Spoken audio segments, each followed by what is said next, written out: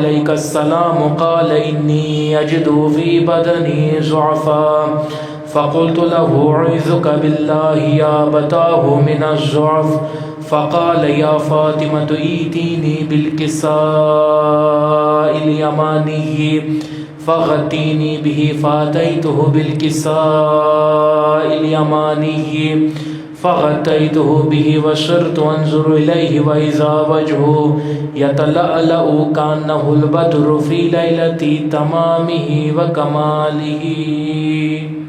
اللهم فما كانت إلا ساعة وإذا بولدي الحسن عليه السلام قد أقبل وقال السلام عليك يا أمه فقلت وعليك السلام يا ولدي يا قرة عيني وثمرة فؤادي فقال يا أمه إني أشم عندك رائحة طيبة كأنها رائحة جدي رسول الله صلى الله عليه وآله وسلم فقلت نعم إن جدك تحت الكساء فأقبل الحسن عليه السلام نحو الكساء وقال السلام عليك يا جداه يا رسول الله أتأذن لي أن أدخل معك تحت الكساء قال وعليك السلام يا ولدي ويا صاحب حوزي قد أذنت لك فدخل معه تحت الكساء.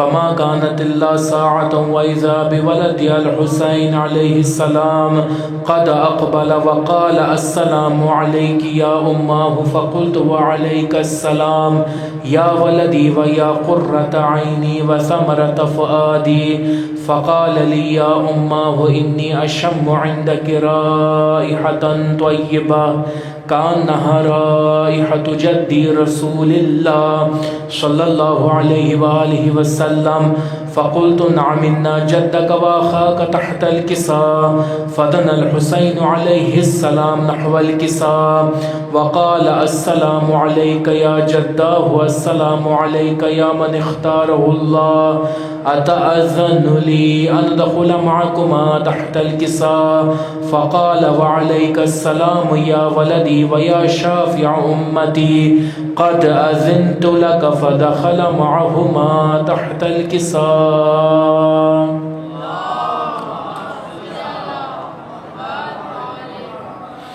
فأقبل عند ذلك أبو الحسن علي بن أبي طالب عليه السلام وقال السلام عليك يا بنت رسول الله فقلت وعليك السلام يا أبا الحسن ويا أمير المؤمنين فقال يا فاطمة إني أشم عندك رائحة طيبة كأنها رائحة أخي وابن عمي رسول الله صلى الله عليه وآله وسلم فقلت نعم ها هو مع ولديك تحت الكساء فأقبل علي نحو الكساء وقال السلام عليك يا رسول الله أتأذن لي أن أكون معكم تحت الكساء قال له وعليك السلام يا أخي ويا وصي وخليفتي وصاحب لوائي قد أذنت لك فدخل علي تحت الكساء.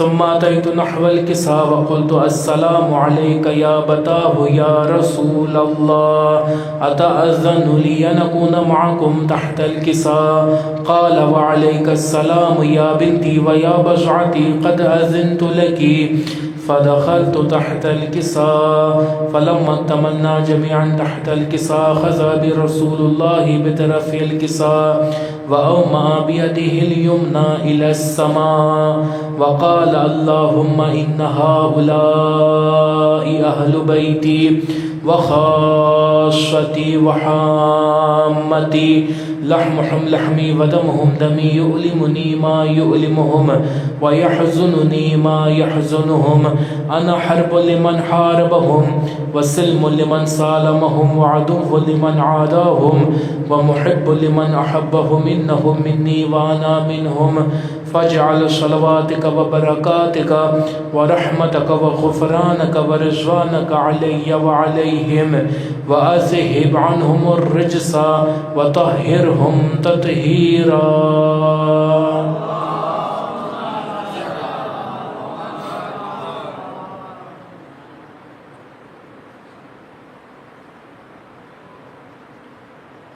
فقال الله عز وجل يا ملائكة ويا سكان السماوات إني ما خلقت سماء مبنية ولا أرضا مدحية ولا قمرا منيرا ولا شمسا مضيا ولا فلكا يدور ولا بحرا يجري ولا فلكا يسري إلا في محبة هؤلاء الخمسة الذين هم تحت الكساء.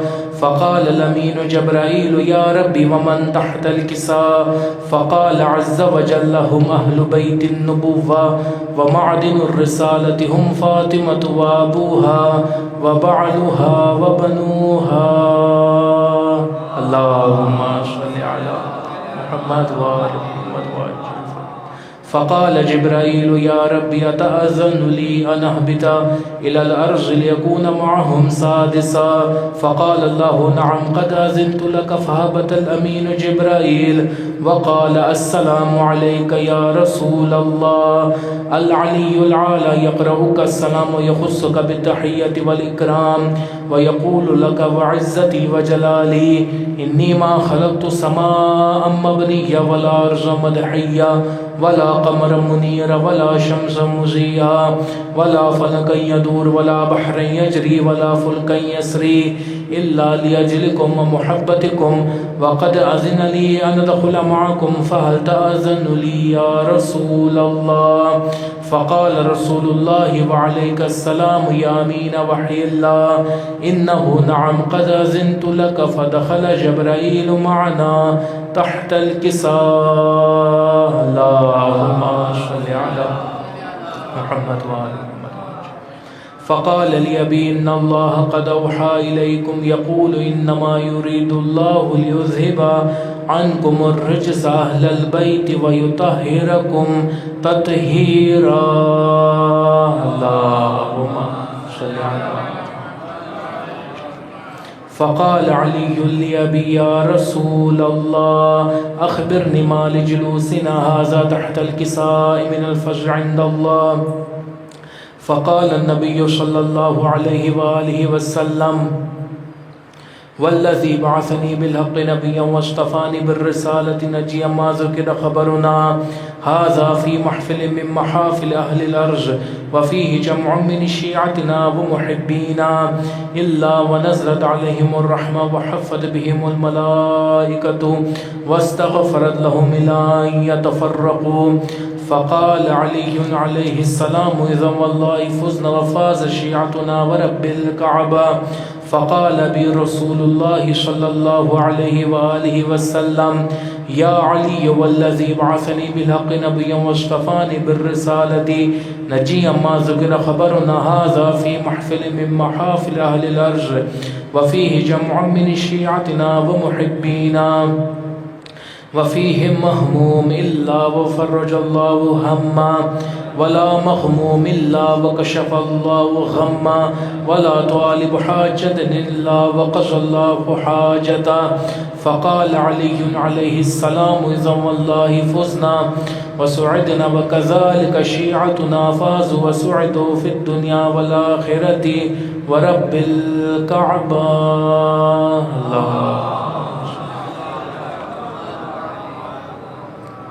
ایک سورہ فاتحہ جتنے بھی عزادار یہاں موجود ہیں سب کے محرومین کے لیے، شہدائے کربلا، شہدائے مدافعین حرم اور شہدائے ملت جعفریہ کو ملا کر دفعہ سورہ فاتحہ میں سے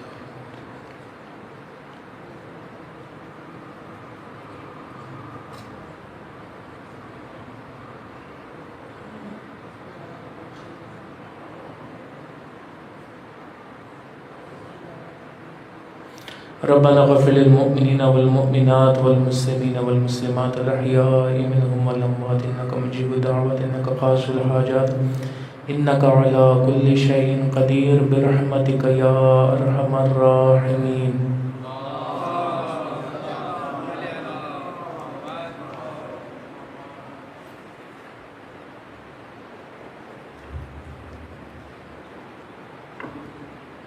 بر محمد و آل محمد صلوات۔ امیر المومنین علیہ الصلوۃ والسلام کا فرمان ہے کہ اگر تمہارے دل زنگ آلود ہو جائیں تو کثرت کے ساتھ موت کو یاد کرو اور تلاوت کلام مجید کرو، تمہارے دلوں کے زنگ جو ہیں وہ دھل جائیں گے۔ آج شب قدر کی رات ہے اور یہ ماہ رمضان المبارک قرآن کریم کے نازل ہونے کی رات ہے۔ اس رات میں اپنے لیے، اپنے مومنین کے لیے، مرحومین کے لیے، شہداء کے لیے بلند ہاتھ کرتے ہوئے پروردگار کی بارگاہ میں دعا فرمائیے گا کہ پروردگار ان سب کو شہداء کربلا کے ساتھ محشور فرمائے، ظالمین کا دنیا سے خاتمہ ہو۔ امام زمانہ کی ظہور کی کثرت کے ساتھ دعا کیجیے کہ آج ہم حالت جنگ میں ہیں اور امام کے ظہور کے منتظر ہیں شدت کے ساتھ۔ یہ قبولیت کی راتیں ہیں، دعاؤں میں یاد کیجیے گا اپنے امام کو۔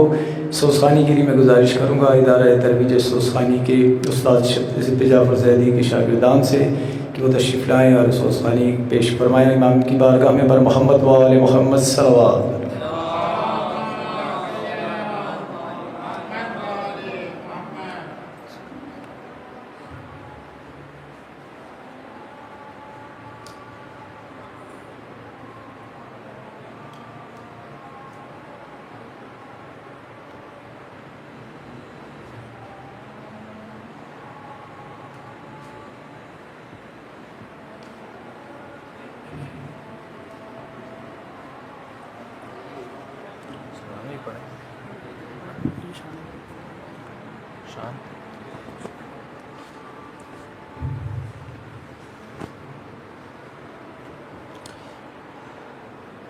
بر محمد و آل محمد صلوات۔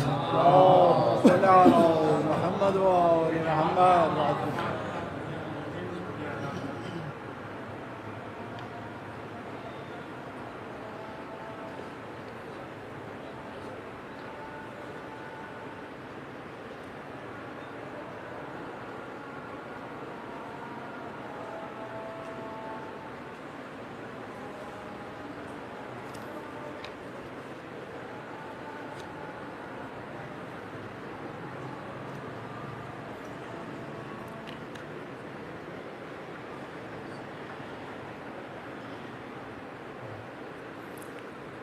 بر محمد و آل محمد صلوات۔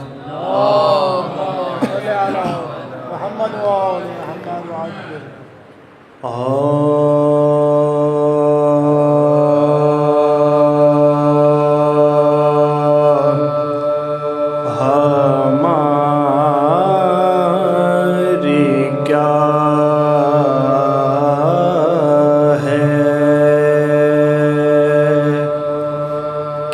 ہم سب تو ہیں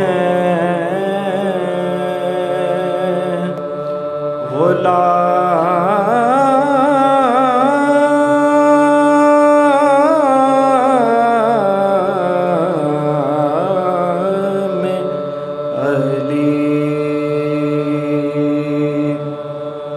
عدو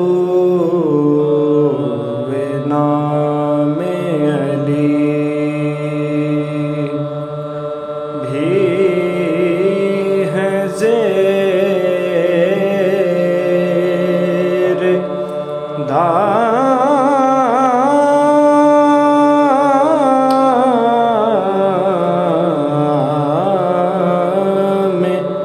علی، جو کہہ رہے ہیں کہ نام علی نہ لے کوئی،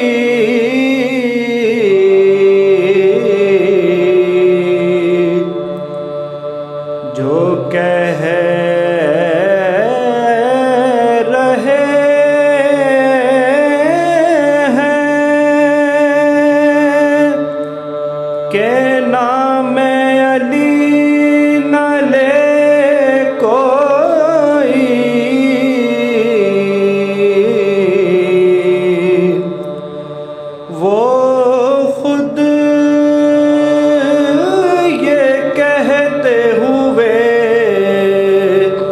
لے رہے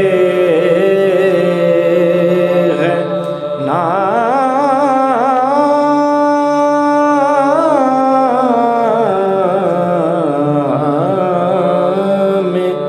علی ہماری کیا ہے؟ نعرہ صلوات۔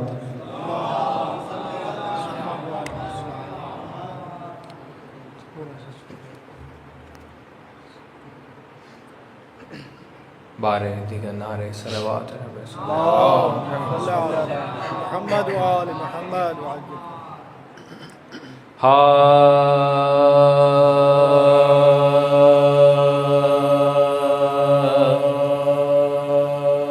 جب نام علی منہ سے نکل جاتا ہے، جب نام علی منہ سے نکل جاتا ہے، گر کوہ مصیبت ہو تو ٹل جاتا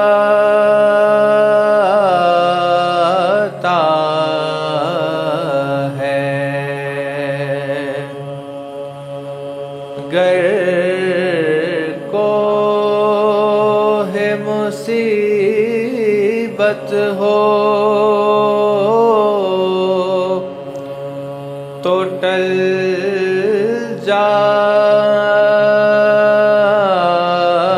جاتا ہے۔ کیا نام ہے اس نام کے صدقے ہو دبیر، گرتا ہوا انسان سنبھل جاتا ہے، جب نام علی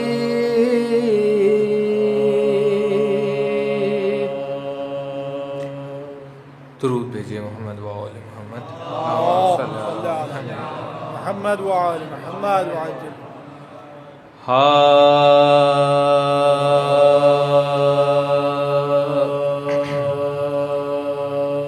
اے روزہ دارو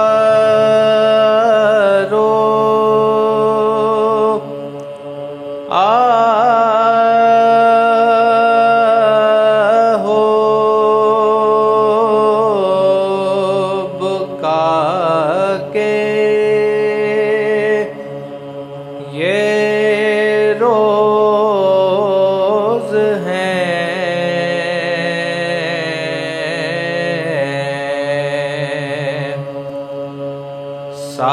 سعادت پر نزول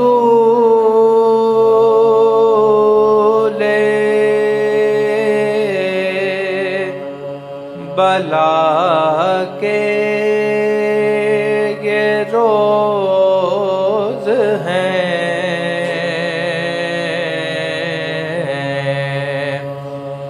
سعادت پر نزول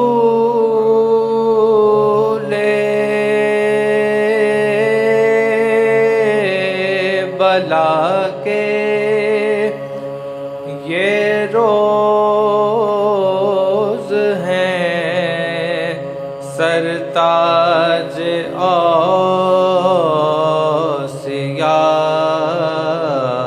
کی عزا کے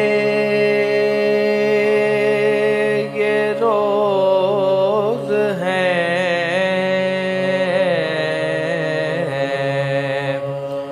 تم سے وداع شیر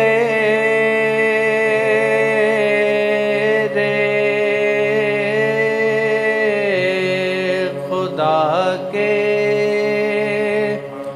یہ روز ہیں،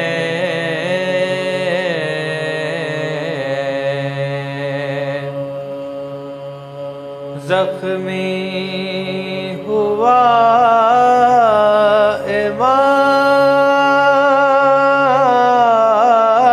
امام تمہارا نماز میں،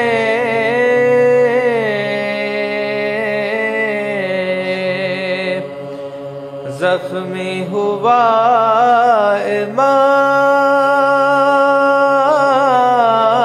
امام تمہارا نماز میں،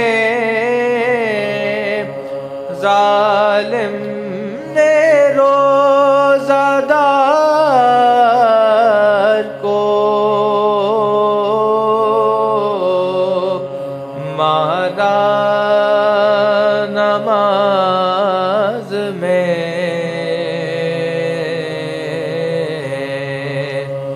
اے روزہ دارو فاتحہ۔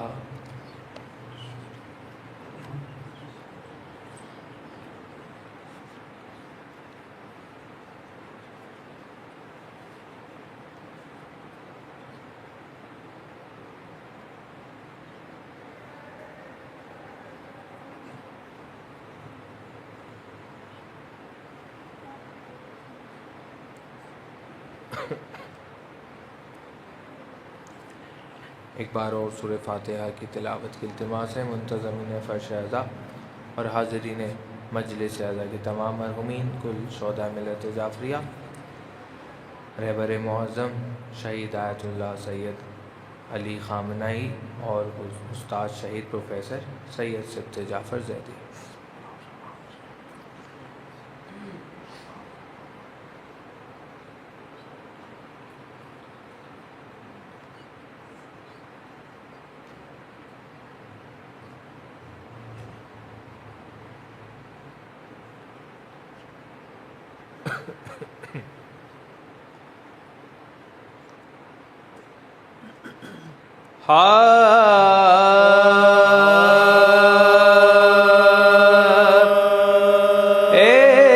اکیسویں کی رات قیامت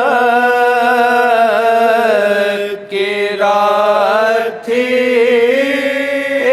اکیسویں کی رات قیامت کی رات تھی، سادات پر نزلا کی مصیبت کی رات تھی، سادات پر بلا کی مصیبت کی رات تھی، محشر کی صبح تھی کہ شہادت کی رات تھی، بیٹوں سے بوت رات کی رخصت کی رات تھی، کہتے تھے دل دو نیم ہے، ایسا خطر ہے آج، بیزاد راہ خلق سے اپنا سفر ہے آج، यतीमों को शफ़क़त से पालियो, तुम अपने नाना जान के घर को संभालियो। शब्बीर पर बला कोई आए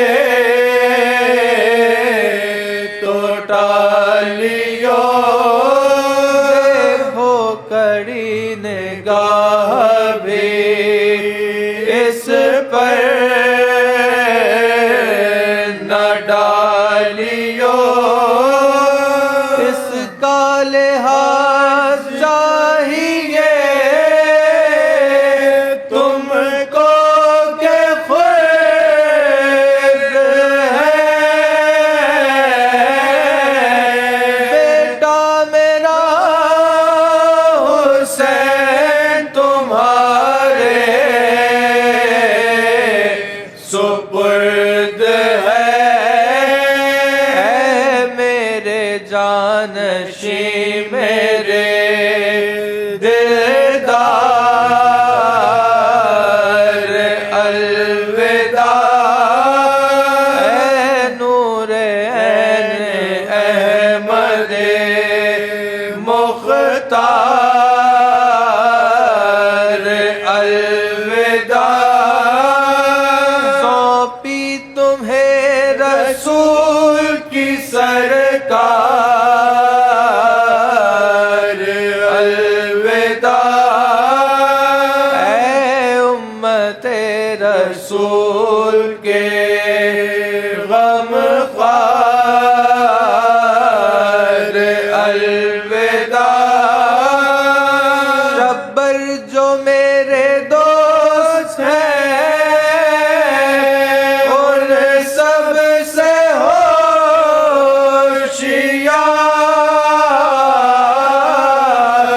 मज़लूम करबला मेरी ज़ैनब से होशियार।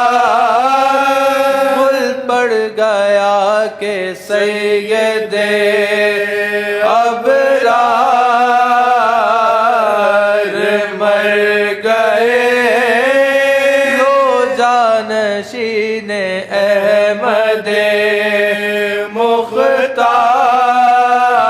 मुख्तार मर गए।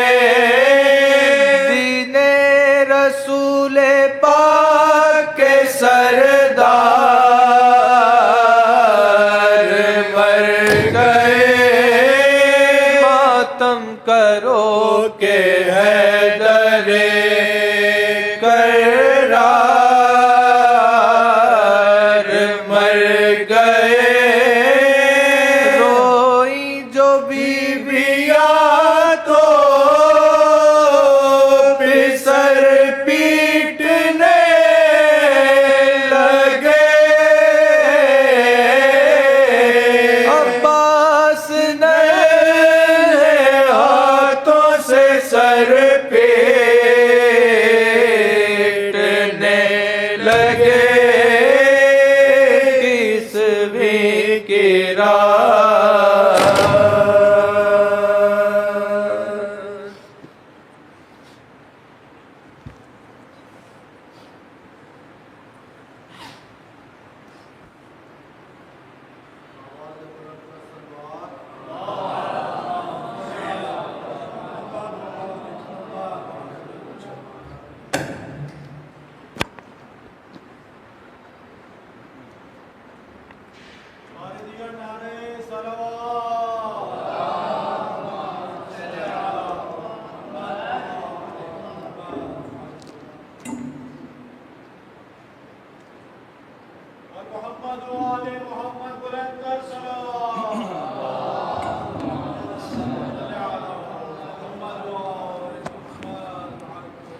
बराए ताजील ज़हूर इमाम ज़मान अजल्लल्लाहु ताला फ़रजहु शरीफ बुलंद तरीन सलावत पढ़ दीजिए।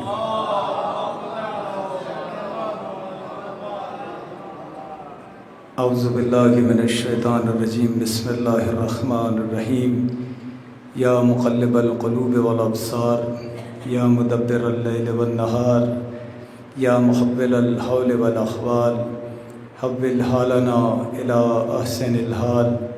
خاندان زہرا پر بلند ترین صلوات پڑھ دیجیے۔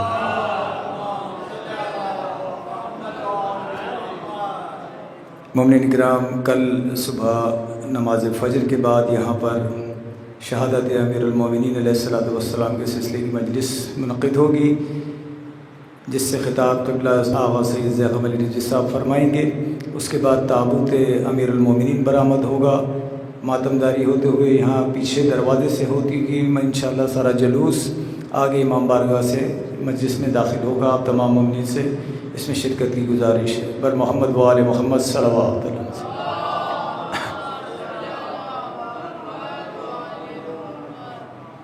ایک دفعہ اور بآواز بلند درود پڑھیے گا۔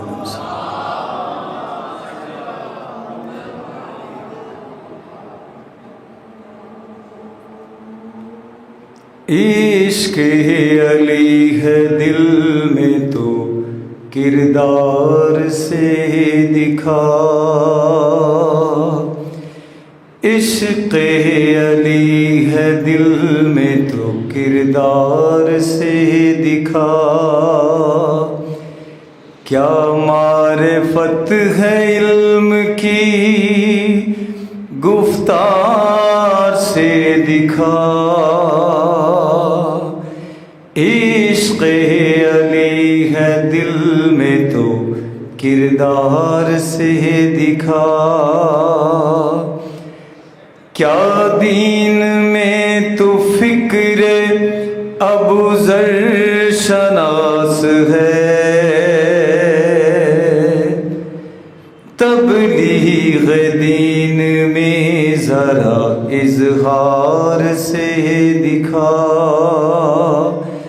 کیا معرفت ہے علم کی گفتار سے دکھا،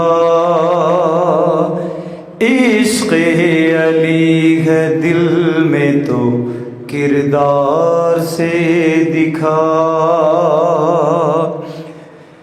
کتنا مطیع ہے تو علی مولا کے جانثار، حکم خدا پہ سجدوں کی تکرار سے دکھا، حکم خدا پہ سجدوں کی تکرار سے دکھا، کیا معرفت ہے علم کی گفتار سے دکھا، بنتا ہے پاسبان ولایت جہان میں، باطل کے ہر نظام کو انکار سے دکھا، باطل کے ہر نظام کو انکار سے دکھا، عشق علی ہے دل میں تو کردار سے دکھا، خالی زبانی خود کو تو مومن بتا رہا، تو کتنا باعمل ہے یہ ایثار سے دکھا،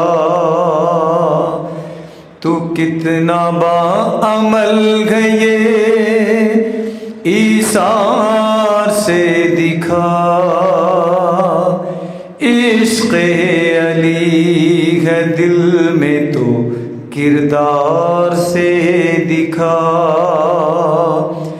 کیا تیری سوچ فکر میں سیرت علی کی ہے، دنیا کو اپنے باطنی افکار سے دکھا، دنیا کو اپنے باطنی افکار سے دکھا، عشق علی ہے دل میں تو کردار سے دکھا، کہتا ہے جو بھی خود کو میں انصار علی ہوں، باتوں سے نہ بتلا ہمیں اطوار سے دکھا، باتوں سے نہیں ہم کو تو اطوار سے دکھا، عشق علی ہے دل میں تو کردار سے دکھا، یہ تیرا فریضہ ہے علی دیپ جہاں میں، آئینہ پیروکار کو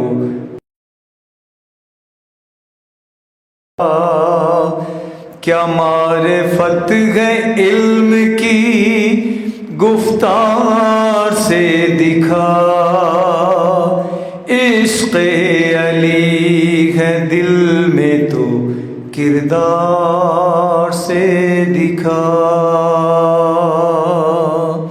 برائے تاجیل ظہور امام زمان اجل اللہ تعالی فرجہ الشریف، برائے صحت و سلامتی آغا علی سستانی، آغا مجتبہ خامنائی، تمام علماء حق، تمام مجتہدین اکرام، تمام مراجع و عظام کی جان و مال، عزت و آبرو کی حفاظت کے لیے، امریکہ اور اسرائیل کی نابودی کے لیے، آپ تمام مومنین کی سلامتی کے لیے، اور وہ تمام مقامات جہاں پر آج شب شہادت امیر المومنین کی مجالس برپا ہیں، ان تمام مقامات کی حفاظت کے لیے، مجاہدین کی کامیابی کے لیے بلند ترین صلوات پڑھیں محمد و آل صلی اللہ محمد و آل محمد۔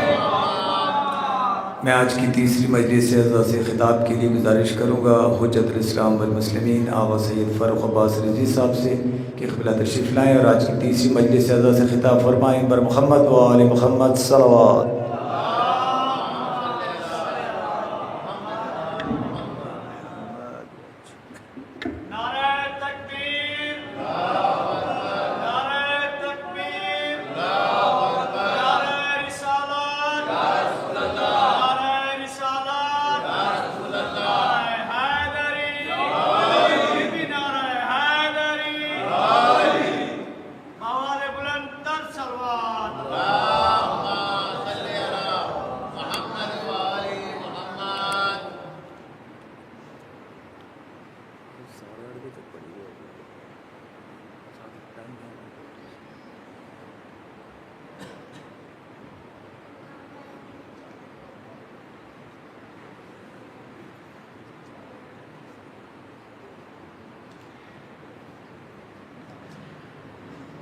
رحم اللہ من قرأ الفاتحہ۔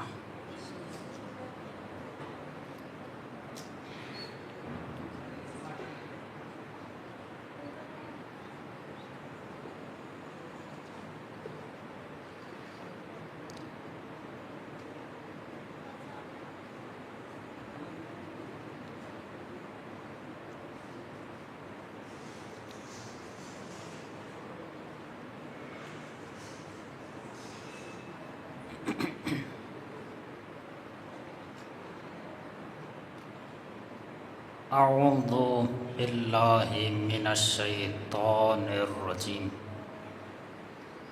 بسم اللہ الرحمن الرحیم،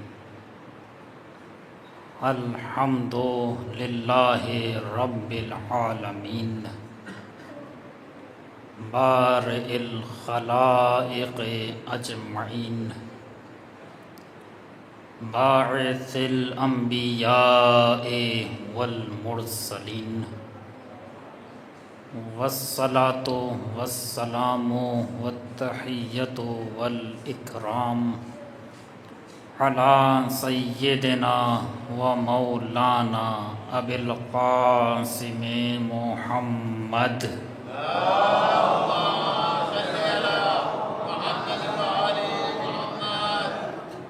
وعلى آله الطيبين الطاهرين المعصومين المظلومين الذين أذهب الله عنهم الرجس وطهرهم تطهيرا.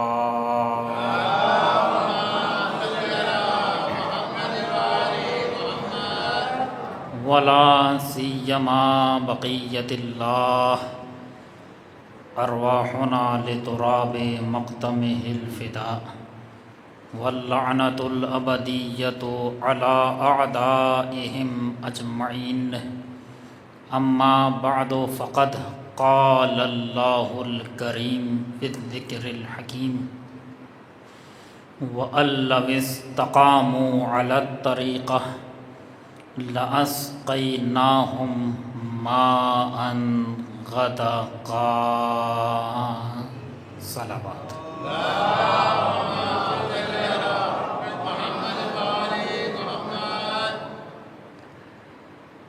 حضرات گرامی قدر اور عزاداران امیر المؤمنین علیہ السلام،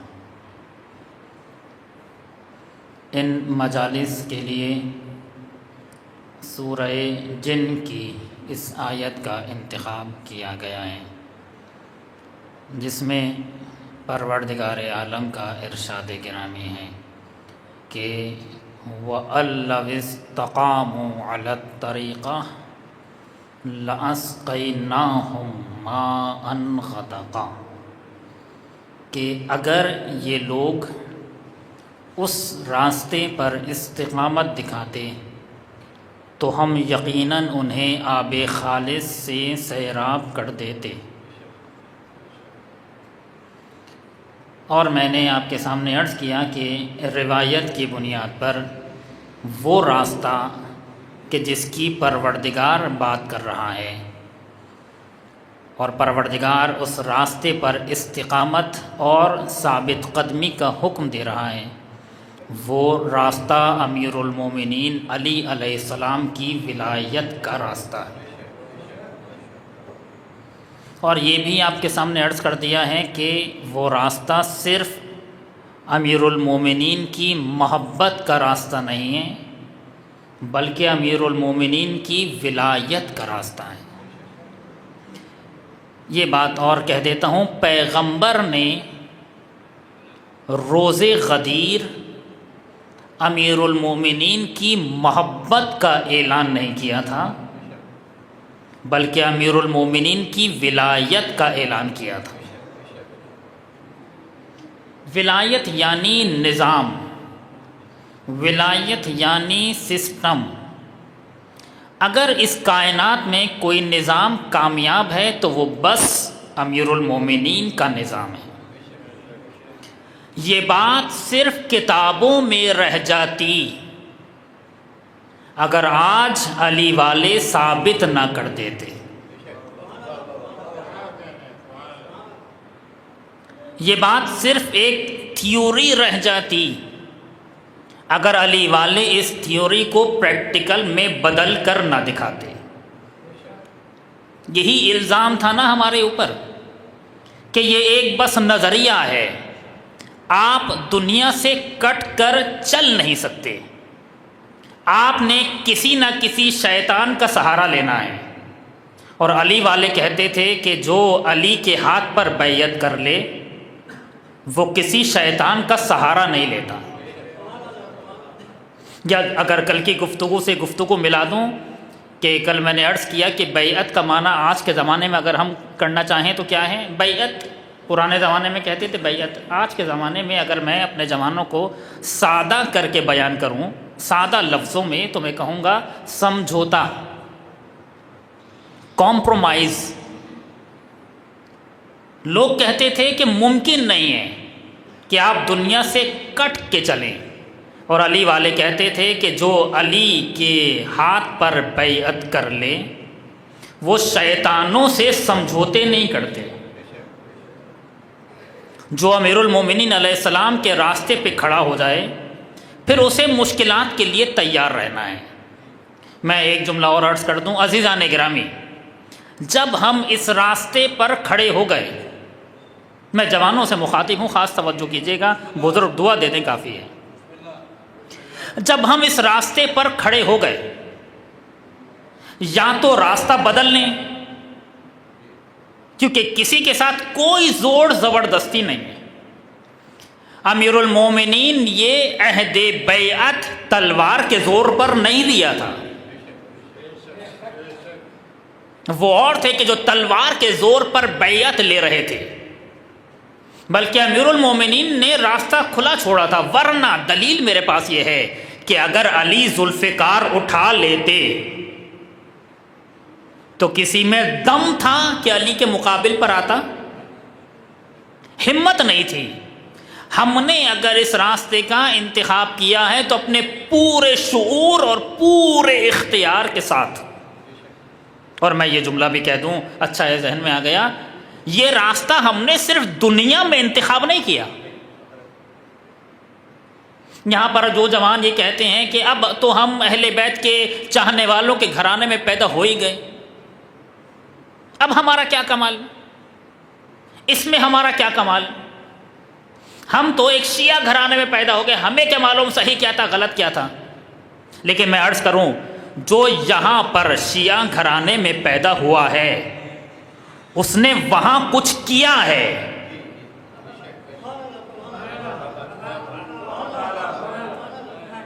تب جا کر اس گھرانے میں پیدا ہوا ہے، کسی اور گھرانے میں پیدا نہیں ہوا.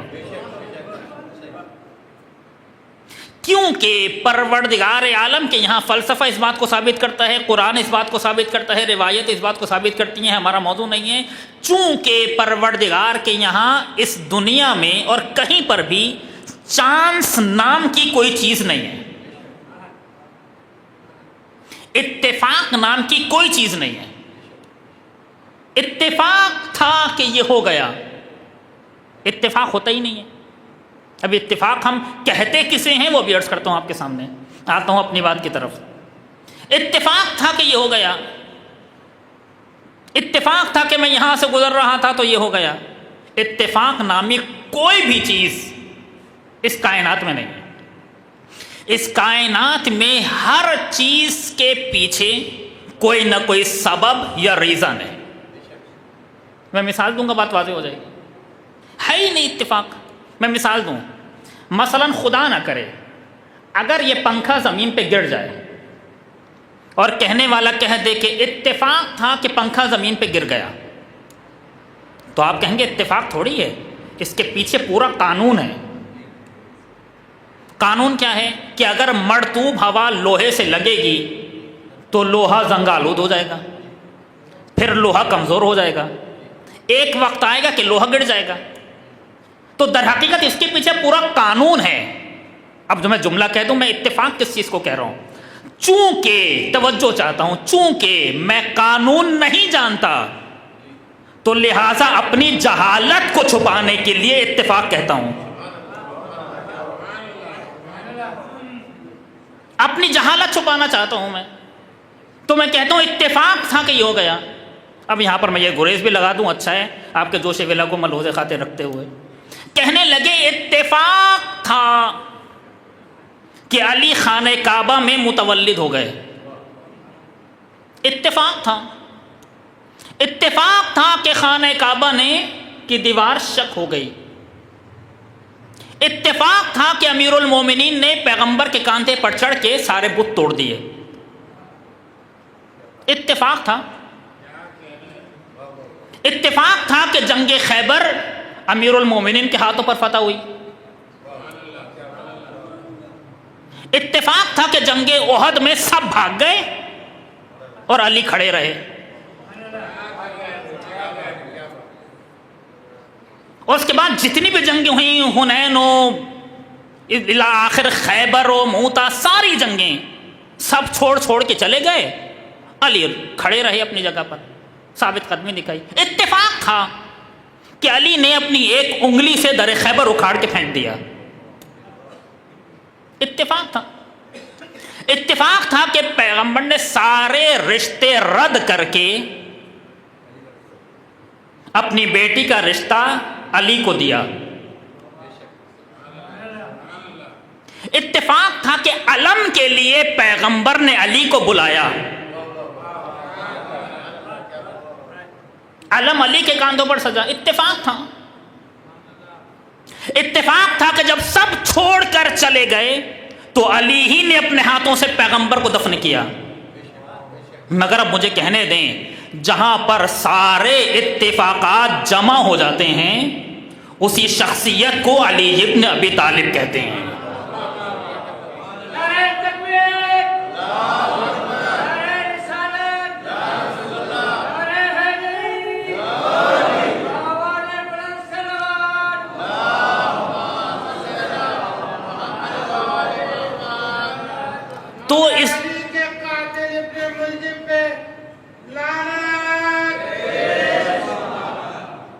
تو اس دنیا میں اتفاق نامی کوئی چیز نہیں ہے. ہر چیز کے پیچھے کوئی نہ کوئی سبب ہے، کوئی نہ کوئی ریزن ہے. تو اگر آج میں اس گھرانے میں پیدا ہوا ہوں تو یہ اتفاق نہیں ہے، بلکہ اس کے پیچھے پورا قانون ہے. اس کے پیچھے کوئی نہ کوئی سبب ہے، اس کے پیچھے کوئی نہ کوئی ریزن ہے. کیا ہے وہ سبب؟ کہ جب عالم ذر میں پروردگار عالم نے امیر المومنین کی ولایت کو پیش کیا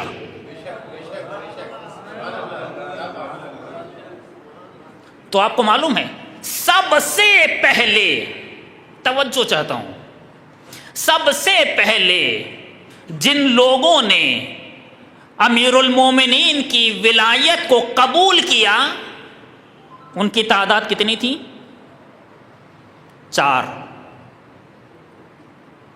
پیغمبر کو ہٹا کر 4 اولو العزم پیغمبر کہ پروردگار عالم نے انہیں اولو العزم پیغمبر بنایا. اور اس کے بعد جن لوگوں نے قبول کیا تو پروردگار عالم نے انہیں نبی بنایا. اولو العزم پیغمبر نہیں بنایا.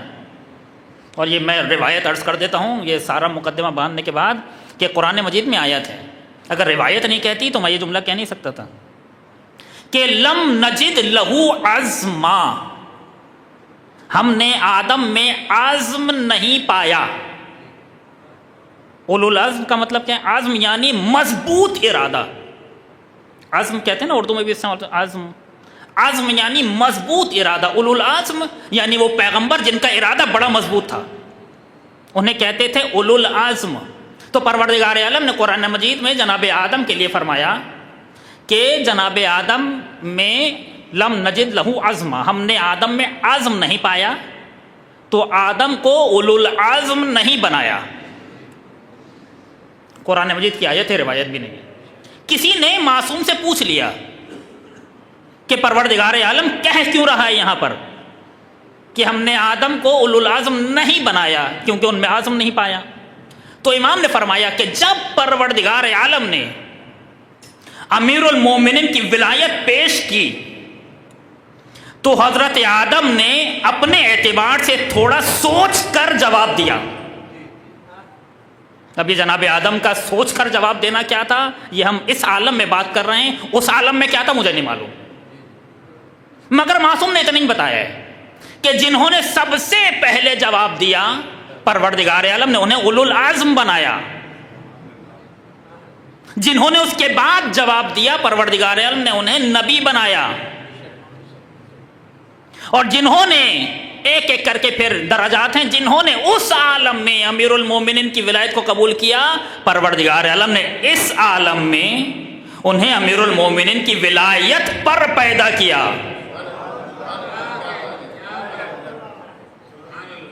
حتیٰ روایات میں ہے، کاش میں آپ کے سامنے روایات پڑھ پاتا، مگر میں روایت نہیں پڑھوں گا، وقت ہی نہیں ہے. صرف انسانوں کے سامنے پیش نہیں کی تھی یہ روایت کہ جس پر ہمیں ثابت قدم رہنے کو کہا گیا ہے. صرف انسانوں کے سامنے نہیں بلکہ حیوانوں پر بھی یہ روایت پیش کی گئی. حیوانوں کے سامنے یہ ولایت پیش کی گئی. روایت کے مطابق میں روایت نہیں پڑھوں گا. جن حیوانات نے امیر المومنین کی ولایت کو قبول کیا وہ حلال گوشت تھے،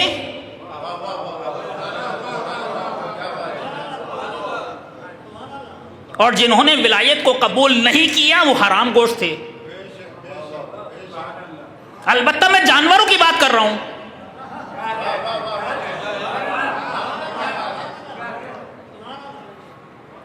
پھلوں اور سبزیوں پر یہ ولایت پیش کی گئی. پھلوں کے سامنے یہ ولایت پیش کی گئی. میں کہہ رہا ہوں نا، کچھ بھی اتفاقی نہیں ہے اس دنیا میں. امیر المومنین علی ابن ابی طالب علیہ الصلوۃ والسلام کے سامنے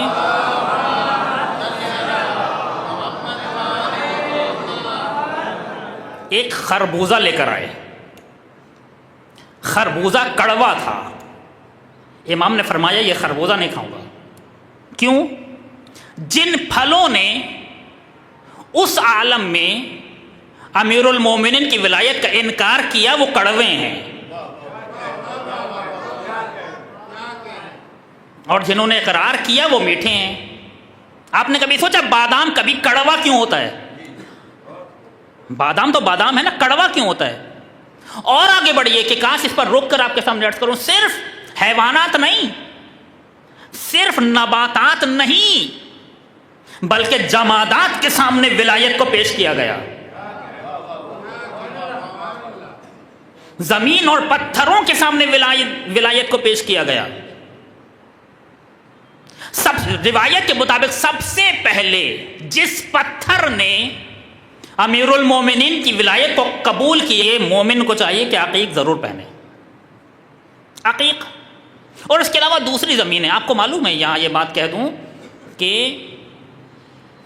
جس زمین پر اہل بیت کو دفن کیا گیا ہے، کچھ بھی اتفاقی نہیں ہے دنیا میں.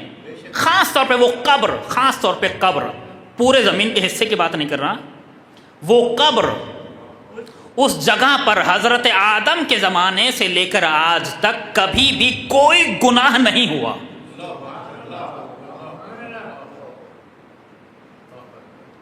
اہل بیت کو دفن کرنا ہے تو لہذا پاک و پاکیزہ مخلوق کے لیے پاک و پاکیزہ زمین چاہیے.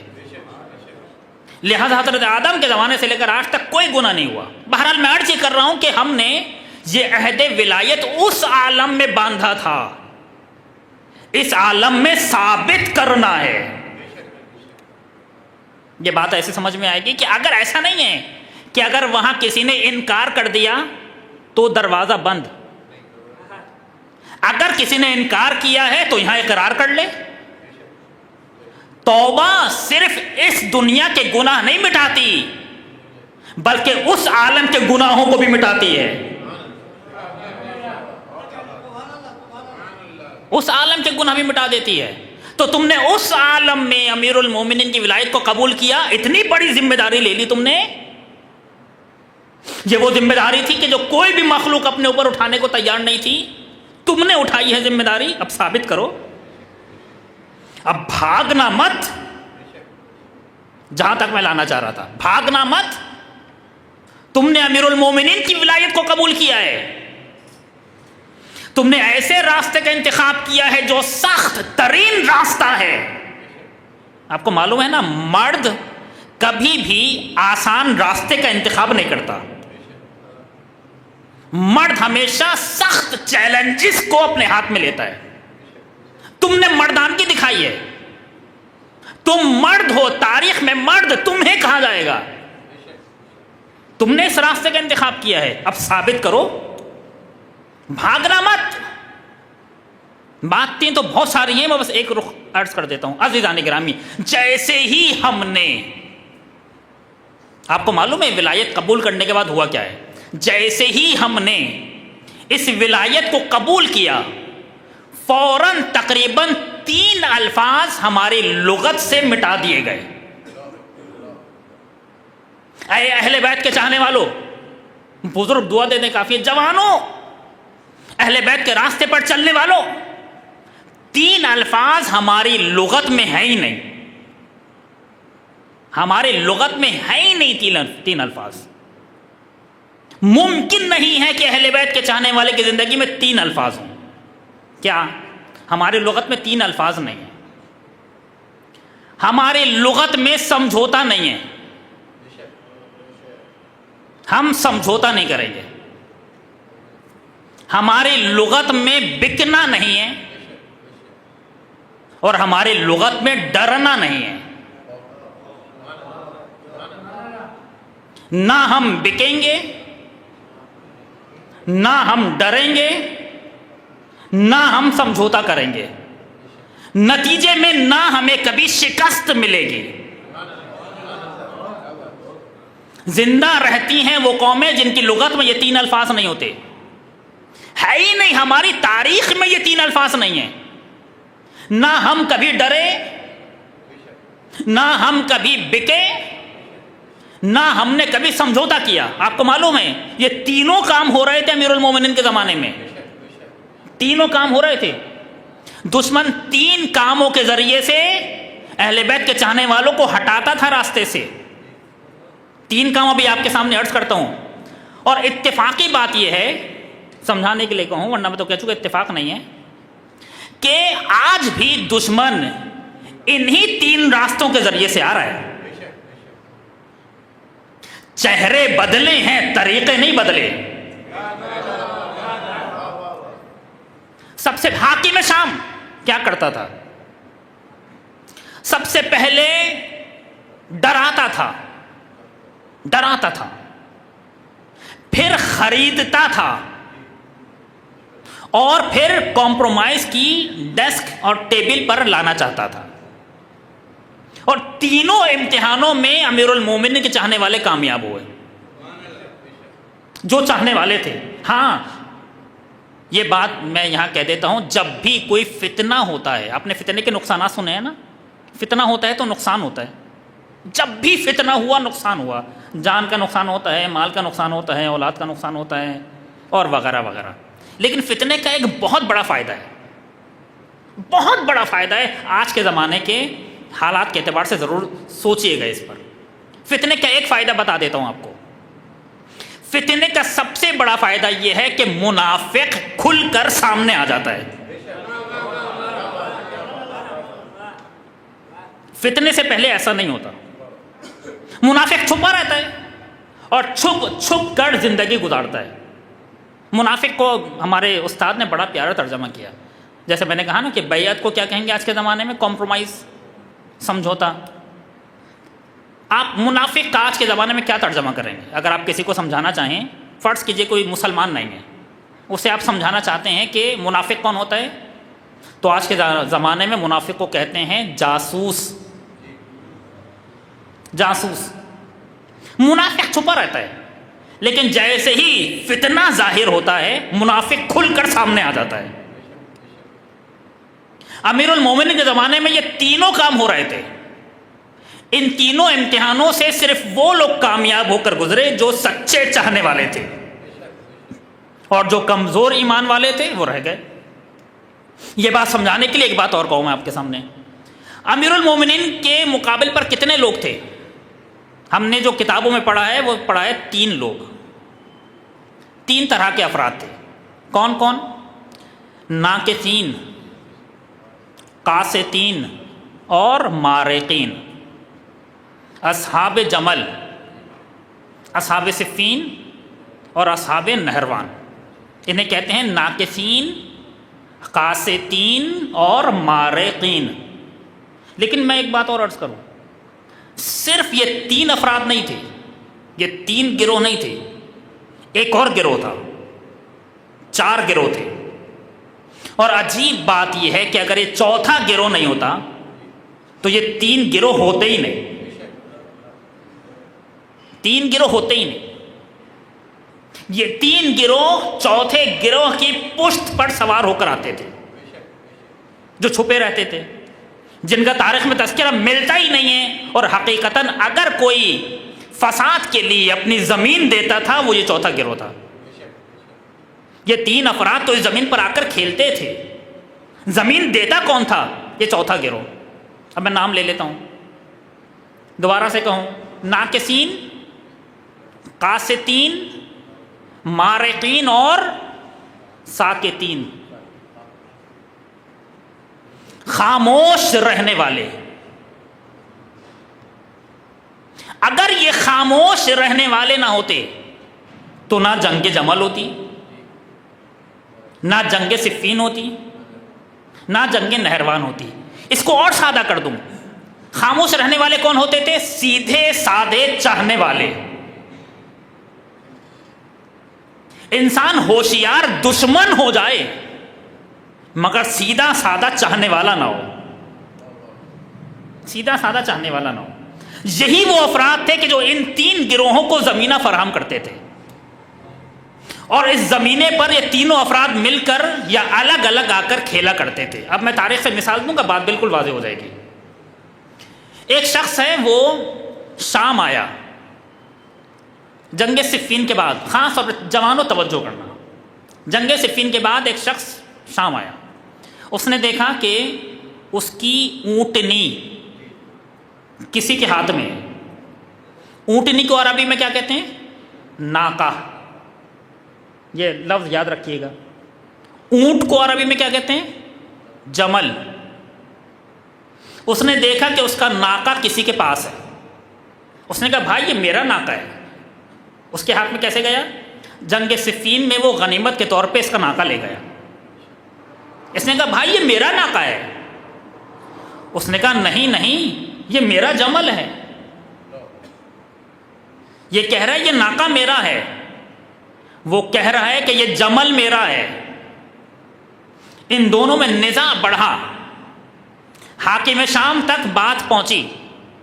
حاکم شام نے کہا کہ گواہیاں لے کر آؤ۔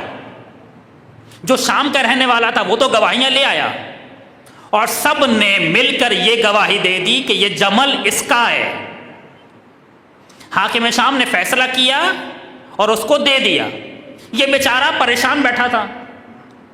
حاکم شام نے کہا پریشان کیوں بیٹھے ہو، میں اس سے بہتر تمہیں دے دوں گا۔ اس نے کہا نہیں، میں اس بات پر پریشان نہیں ہوں کہ میرا ناقہ وہاں چلا گیا، میں تو اس بات پر پریشان ہوں کہ یہ ناقہ تھا اور یہ گواہی دے رہے تھے کہ یہ جمل اس کا ہے۔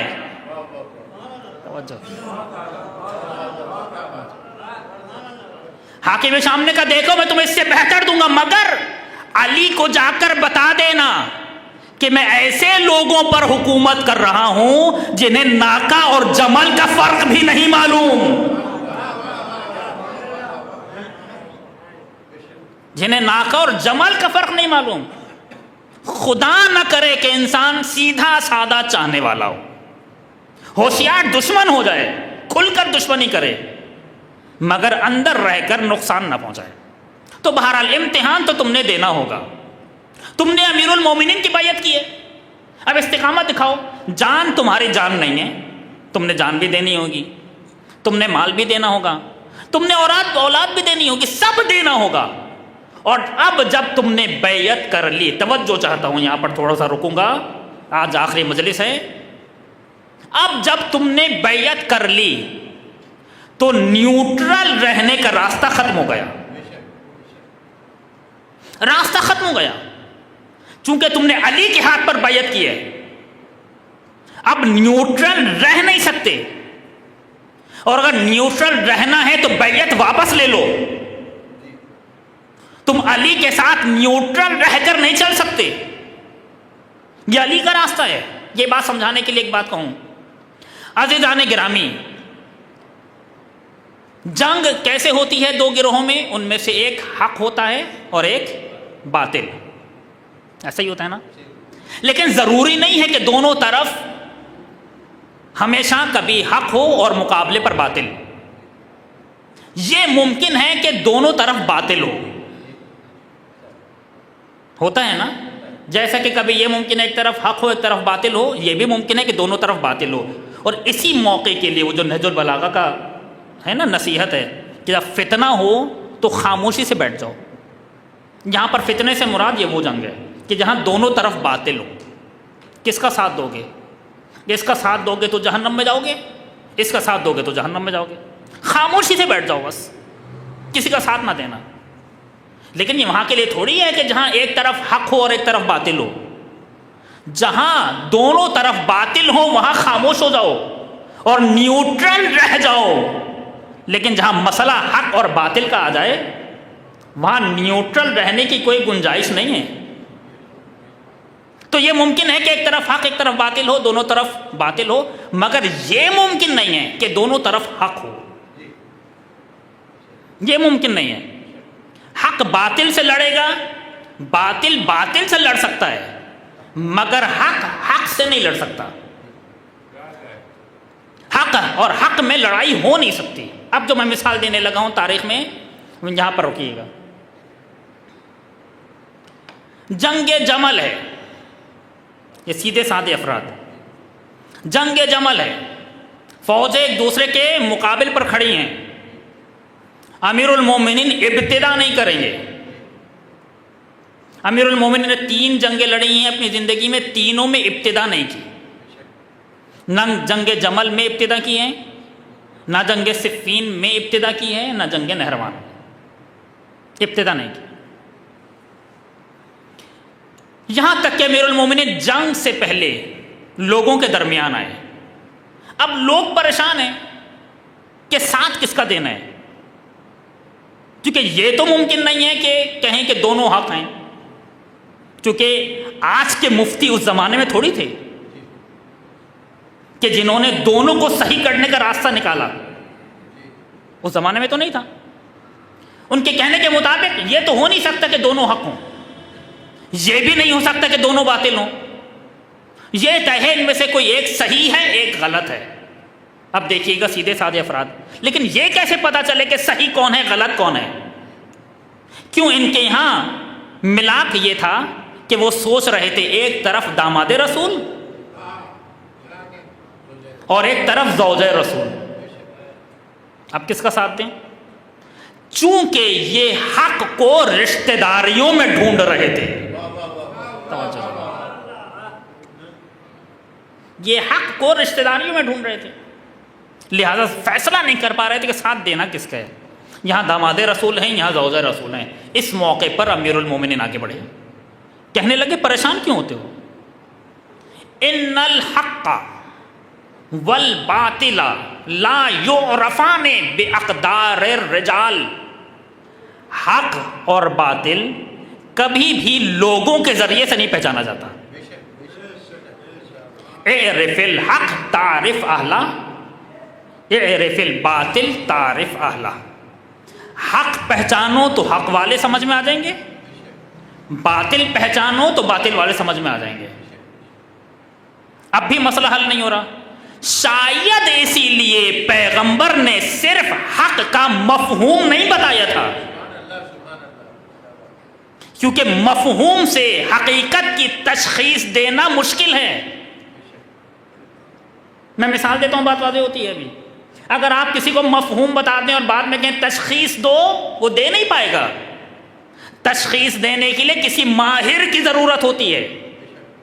مثلا اگر آپ کو بتا دیا جائے کہ اگر آپ کے اندر یہ سمٹمز ہوں تو آپ کو فلاں بیماری ہے، اور خدا نہ کرے کسی کے اندر وہ سمٹمز نظر آ جائیں تو آپ تشخیص نہیں دیتے بلکہ ڈاکٹر کے پاس لے جاتے ہیں.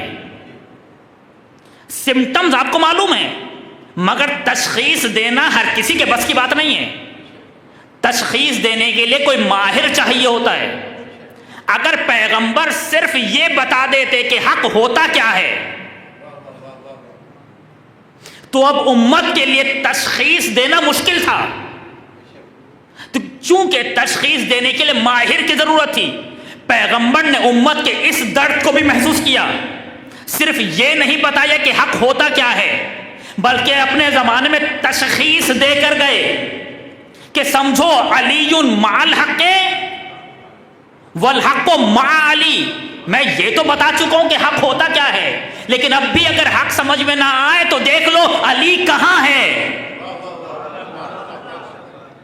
حق کو مشخص کر کے جا رہا ہوں، جہاں پر علی کھڑا مل جائے سمجھ لو وہیں پر حق ہے. اور عجیب بات ہے، یہاں پر بات رک جاتی. پیغمبر صرف حق کو معین کر کے نہیں گئے اپنی زندگی میں کہ آپ کہیں حق کو معین کر کے چلے گئے اب جو بھی مقابل پر آئے وہ باطل ہے. پیغمبر برعکس بھی کر کے گئے، حق کو بھی معین کر کے گئے، باطل کو بھی معین کر کے گئے.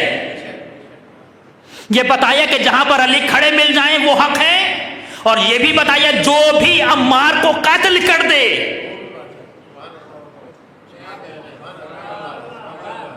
جو بھی عمار کو قتل کر دے وہ باطل ہے۔ پیغمبر نے حق بھی روشن کر دیا، پیغمبر نے باطل بھی روشن کر دیا، مگر اس امت کا کیا کریں؟ سوچ رہے ہیں کہ ہم کس کا ساتھ دیں۔ امیر المومنین صفوں کو چیرتے ہوئے، بس میں اختتام کی طرف لے کر جا رہا ہوں، بات سمیٹوں، موضوع سمیٹوں۔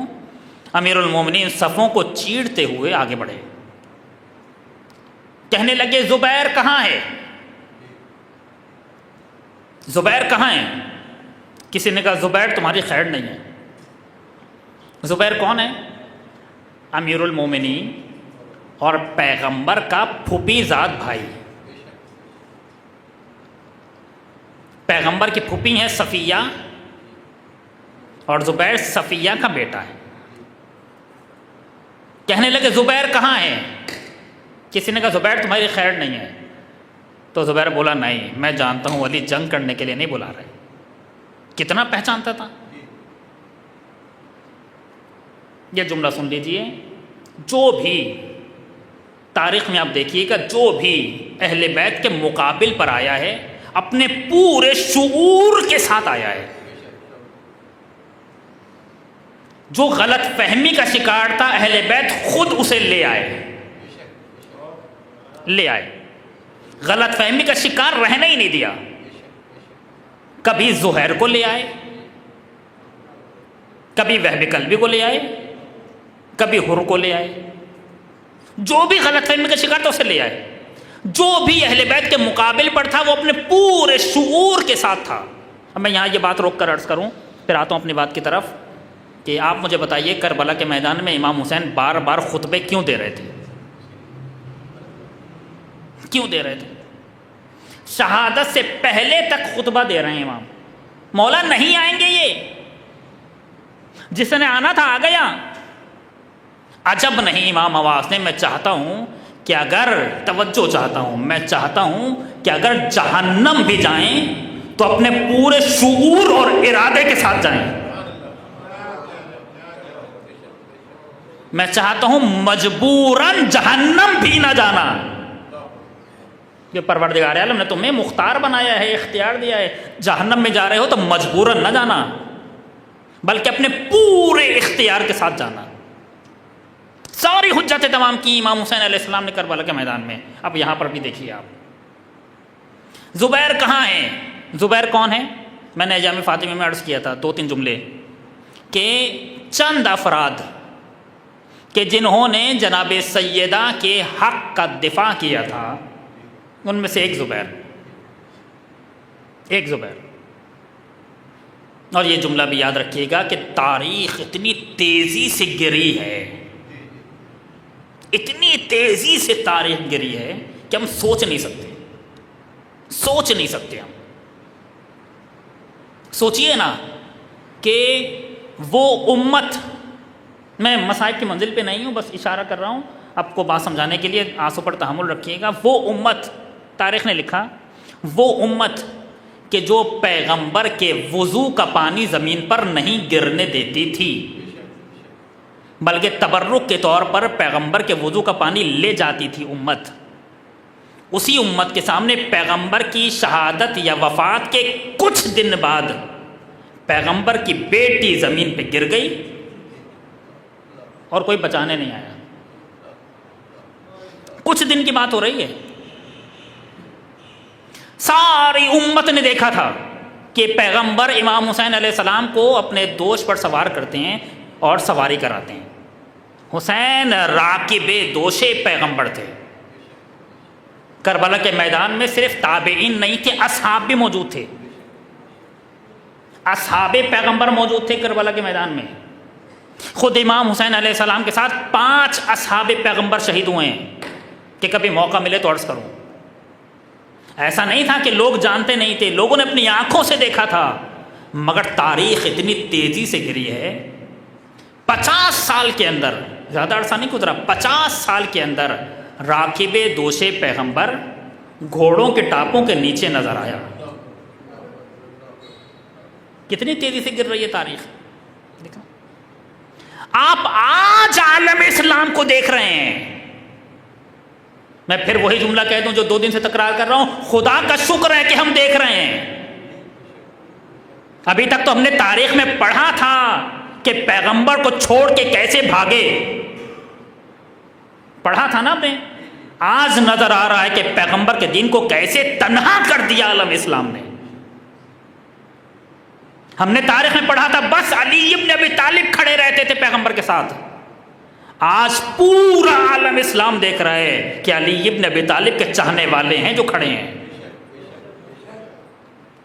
کہوں جملہ، انسان جسے بھی اپنا امام مان لے، جو بھی ہو، چاہے امام حق ہو یا امام باطل، جسے بھی انسان اپنا امام مان لے، یہ طے ہے کہ امام کا اثر چاہنے والوں میں ضرور آتا ہے، چاہتے یا نہ چاہتے ہوئے. خود بخود آپ نے جسے امام بنایا ہے، اپنا رہنما بنایا ہے، اپنے رہبر بنایا ہے، اس کا اثر آپ میں آئے گا. اب آپ دیکھیے نا، جنہوں نے بھاگنے والوں کو امام بنایا تھا وہ آج خود بخود بھاگ رہے ہیں،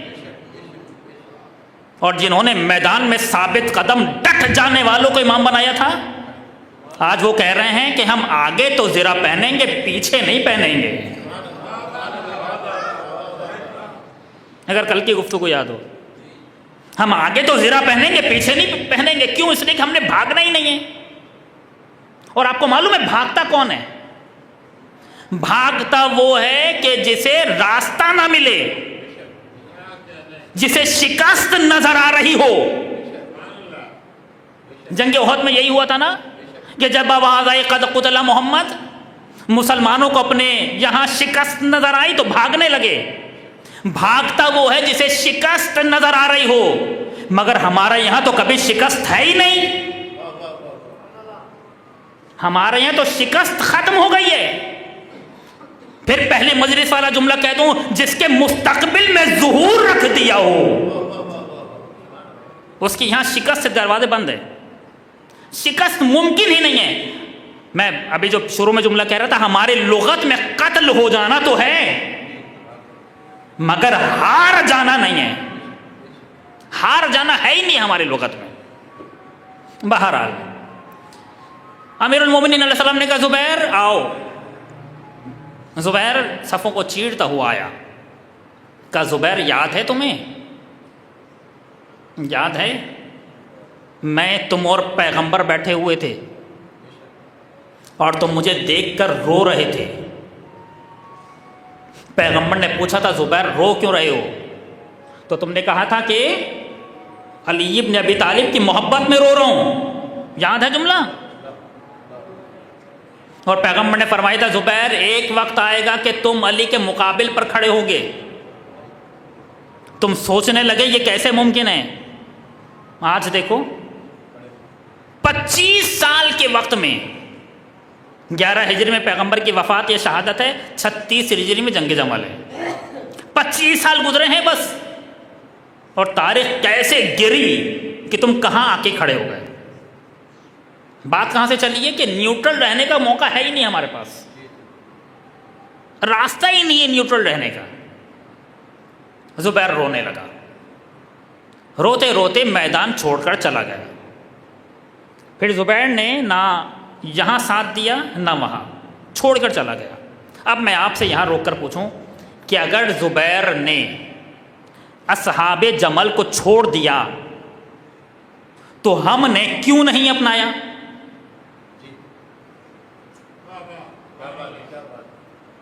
چھوڑ دیا تھا نا اصحاب جمل کو، تو ہم بھی اپنی شخصیات اور اپنے شجاع ترین افراد میں نام لکھتے نا زبیر کا. ہم نے نہیں لکھا، ہم نے نہیں اپنایا. کیوں؟ وجہ معلوم ہے آپ کو.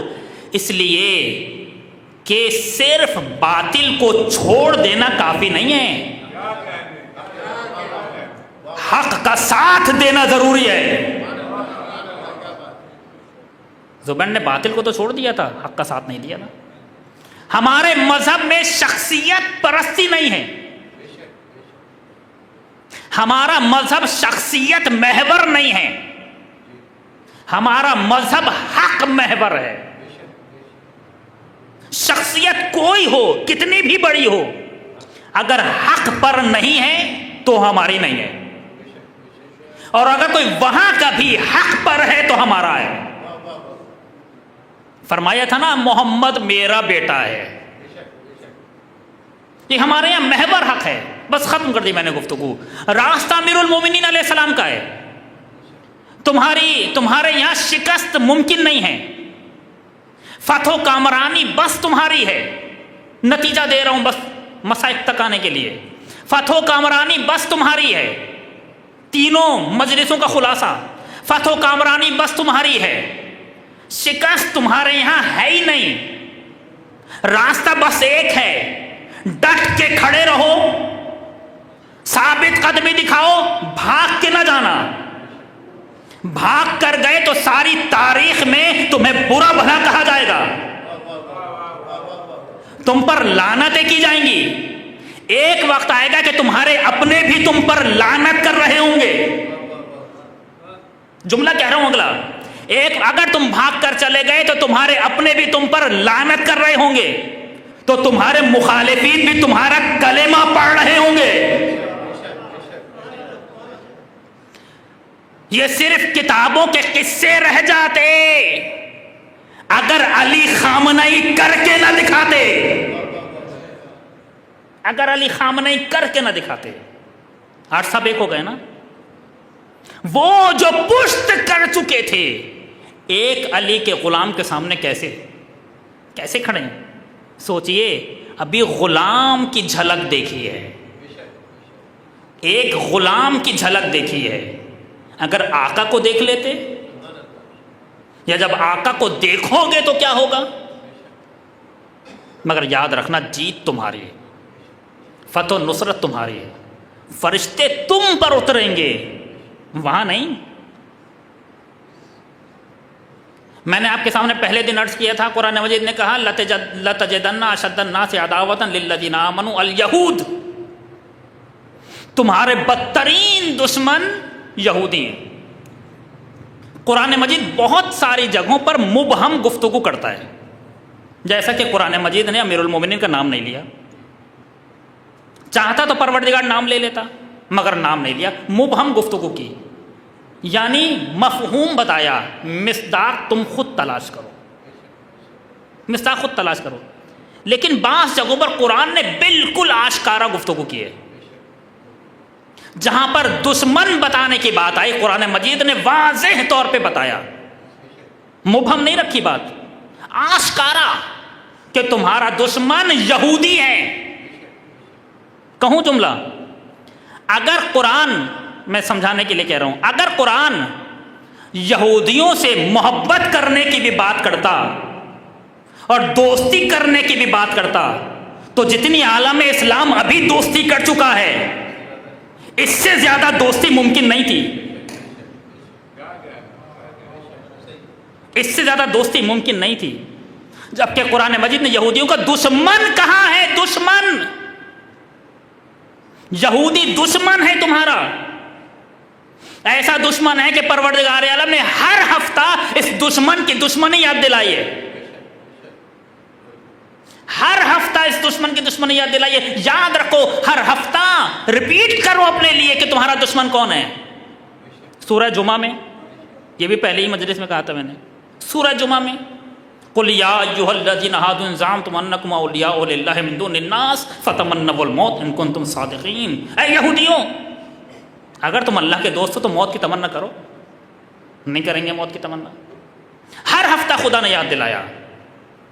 اور اگر اس دشمن کا کوئی مقابلہ کر سکتا ہے، کسی میں دم ہے مقابلے کا، تو یا تو علی تھے یا علی والے ہیں۔ اگلا جملہ بھی کہہ دیتا ہوں بات تمام کرنے کے لیے، اور اگر کوئی مقابلہ کرنا بھی چاہے تو ان کے پیچھے کھڑا ہو جائے، ان کے پیچھے کھڑا ہو جائے۔ جس نے بھی پوری تاریخ میں مقابلہ کیا ہے، ان کے پیچھے کھڑا رہا ہے، کہ فرنٹ لائن پر جو ہوگا یا تو علی ہوں گے یا علی والے ہوں گے، کوئی اور ان سے مقابلہ کرنے کی ہمت نہیں کر سکتے، ہمت نہیں کر سکتے، ہمت نہیں ہے، دم چاہیے سخت ترین دشمن سے مقابلے کے لیے، دم چاہیے۔ یہ دم بس ہم میں اور آپ میں ہے۔ خدا کا شکر ہے، ہزار ہاں شکر ہے کہ خداوند عالم نے ہمیں امیر المومنین کا چاہنے والا بنایا، اور آج ہمارے لیے فخر کی بات ہے کہ ہم پورے فخر کے ساتھ دنیا میں کہہ رہے ہیں کہ ہم علی والے ہیں۔ مگر جو کل میں بات کہہ رہا تھا، ابھی بات تمام نہیں ہوئی، ابھی تو بات شروع ہوئی ہے۔ آج دنیا میں یہ تڑپ ہے، پوچھ رہی ہے دنیا یہ علی کون ہے، یہ کربلا کیا ہے، یہ عاشورہ کیا ہے، یہ ظہور کیا ہے۔ آج پوچھ رہی نا دنیا، مسلمانوں سے لے کر کفار تک سب یہی پوچھ رہے ہیں کہ یہ اتنا دم آیا کہاں سے، اور ہم مسکرا کے بتاتے ہیں کربلا سے۔ کہ کربلا کیا ہے، یہ غدیر کیا تھی، یہ علی کون ہے، تمہیں ڈر نہیں لگتا، تم گھبراتے نہیں ہو، تمہارے مستقبل میں کیا ہے، یہ ظہور کیا ہے۔ اب دنیا نے پوچھنا شروع کیا ہے۔ سب سے پہلی ذمہ داری ہماری ہے، میں لباس رسول پہن کر آنے والا، لباس رسول پہننا آسان ہے مگر لباس رسول کے تقاضے بڑے مشکل ہیں۔ سب سے پہلے میں نے بتانا ہے کہ علی کون ہے، اور اب صرف زبان سے نہیں بتانا، اب صرف کتابوں میں لکھ کر نہیں بتانا، اب میدان عمل میں بتانا ہے، چونکہ اب زبان نہیں چلتی بلکہ عمل چلتا ہے، عمل چلتا ہے۔ اب ذمہ داری ہے، اب بتانا ہے، پہچانوانا ہے علی کون ہے۔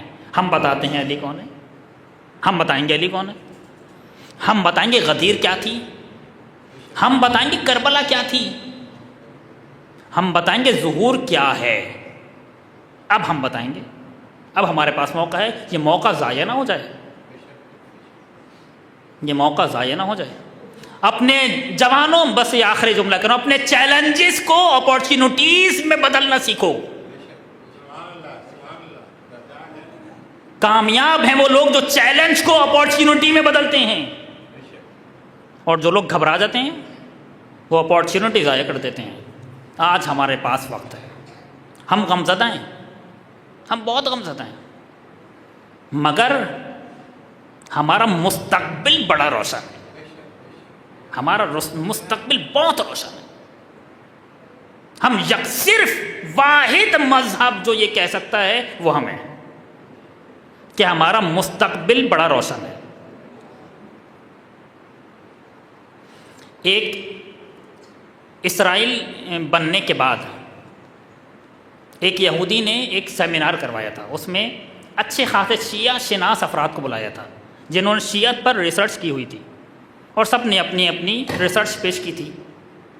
ظاہراً انقلاب آنے سے پہلے ہے، انقلاب آنے سے پہلے، اسرائیل بننے کے بعد، اور سب نے اپنی اپنی ریسرچ پیش کی۔ آخر میں وہ انٹرنیٹ پہ یہ مقالہ موجود ہے، کالم موجود ہے انگلش میں، آپ کہیں گے میں آپ کو لنک دے دوں گا بعد میں۔ آخر میں اس نے نتیجہ دیا، ایک یہودی نے نتیجہ دیا، نتیجہ یہ تھا کہ شیعوں میں جب تک دو چیزیں ہیں اس وقت تک انہیں نہیں مٹا سکتے۔ دو چیزیں ہیں ان کے پاس، جب تک شیعوں میں دو چیزیں ہیں ان کو نہیں مٹا سکتے۔ کون سی چیز ہے؟ ان کے پاس کربلا ہے، ان کے پاس ظہور ہے۔ کہوں جملہ، جب ہمتیں کم ہونے لگتی ہیں تو کربلا کو دیکھتے ہیں، اور جب مایوس ہونے لگتے ہیں تو ظہور کو دیکھنے لگتے ہیں۔ تم ایسی قوم سے لڑو گے، ان سے لڑنے آئے ہو؟ تاریخ پڑھو، جو بھی ہمارے مقابل پر آیا نابود ہو گیا۔ کتنے بنو آئے تھے، کتنے بنو آئے تھے، آ کر گزر گئے، آج ان کی قبروں کا بھی نہیں معلوم۔ مگر جاؤ نجف جا کر دیکھو، کربلا جا کر دیکھو، ہمارے مقابل پر جو آیا وہ نابود ہو گیا۔ مرے ہم، قتل ہمیں کیا گیا، خواتین ہماری بیوہ ہوئیں، بچے ہمارے یتیم ہوئے، مگر آج ہے کون؟ آج کھڑا کون ہے؟ ہم۔ آج نابود کون ہوا؟ وہ۔ چونکہ ہمارے مذہب کا خاصہ ہی یہی ہے کہ ہمارے یہاں شکست نہیں ہے، سخت سے سخت حالات ممکن ہے، اس سے زیادہ سخت حالات ہیں۔ رہبر انقلاب کہتے کہتے شہید ہو گئے نا، مایوس کیوں ہوتے ہو؟ ہمارے یہاں مایوسی ہے ہی نہیں، تو ہوتے کیوں ہو مایوس؟ مایوس نہیں ہونا، بلکہ استقامت دکھانی ہے۔ کس چیز پر؟ امیر المومنین کی ولایت پر۔ چونکہ ہم نے جو راستہ چن لیا ہے یہ راستہ مشکل ہے، سخت ہے، خطرناک ہے۔ جس میں ہمت نہیں وہ نہ آئے، جس میں ہمت ہے وہ قدم رکھے، اور جو ہمت والا ہے وہ مرد ہے۔ یہ وہی مرد ہے کہ جس کے لیے قرآن مجید نے کہا من المؤمنین رجال صدقوا ما عہد اللہ علیہ۔ مومنین میں سے کچھ مرد ہیں، مومنین میں سے، عام انسانوں میں سے نہیں، مومنین میں سے کچھ مرد ہیں کہ جنہوں نے اپنے عہد کو سچا کر دکھایا ہے۔ یہ بھاگنے والے تھوڑی ہیں، یہ جان دے دینے والے ہیں، کہ جب ہمارے مولا نے جان دی تھی۔ میرا خون امیر المومنین کے خون سے زیادہ سرخ ہے، میرے مولا نے جان دے دی، میری جان کی حیثیت ہے۔ مولا کے جانے سے تو دین نابود نہیں ہوا، ایک غلام کے جانے سے دین ختم ہو جائے گا؟ ایک غلام کے جانے سے دین ختم ہو جائے گا؟ کربلا میں سب ختم کر دیا تھا تم نے، مگر پھر بھی ہمارا مکتب ختم نہیں ہوا۔ ایک غلام کے جانے سے مکتب ختم ہو جائے گا؟ نہیں نہیں، اس مکتب میں بات ہی ایسی ہے کہ یہ کبھی ختم ہو ہی نہیں سکتا، قیامت تک جائے گا یہ مکتب، قیامت تک جائے گا یہ مکتب۔ ختم کر دی میں نے بات، جب ہمارے مولا نہ رہے، ہمارے مولا کو مار دیا۔ دشمنی ایسی تھی کہ شہادت کے بعد قبر چھپانا پڑی، قبر چھپانا پڑی، میں نے عرض کیا تھا نا، قبر چھپانا پڑی۔ دشمنی اتنی شدید تھی کہ دشمن بڑا درندہ ہے۔ آج تو ہم دیکھ رہے ہیں دشمن بڑا درندہ ہے، تاریخ میں پڑھا تو تھا ہم نے، آج ہم دیکھ رہے ہیں دشمن بڑا درندہ ہے، یہ کسی پر رحم نہیں کھاتا۔ ہمارا مقابلہ ایسے لوگوں سے ہے جنہیں ہم درندہ بھی نہیں کہہ سکتے، یہ جانوروں سے بھی پست ہیں، جانوروں کے بھی آپس میں کچھ قوانین ہوتے ہیں، مگر ان کے پاس کوئی قانون نہیں ہے، کوئی قانون نہیں ہے۔ انہوں نے، بس میں ربط مصائب دے رہا ہوں، انہوں نے ہمارے مولا علی کو شہید کیا۔ میری تحقیق ہے پوری، میں یہاں پڑھ نہیں سکتا کہ جب ابن ملجم کو لے کر آئے تو امام نے فرمایا تھا امیر المومنین علیہ السلام نے کہ یہ زن یہودی کا بیٹا ہے، یہ زن یہودی کا بیٹا ہے جو میرے مقابل پر آیا ہے، مگر ابن ملجم تو نے مار دیا مولا کو، ہمارے مولا کو شہید کر دیا۔ اور جب لے کر آئے تھے نا ابن ملجم کو،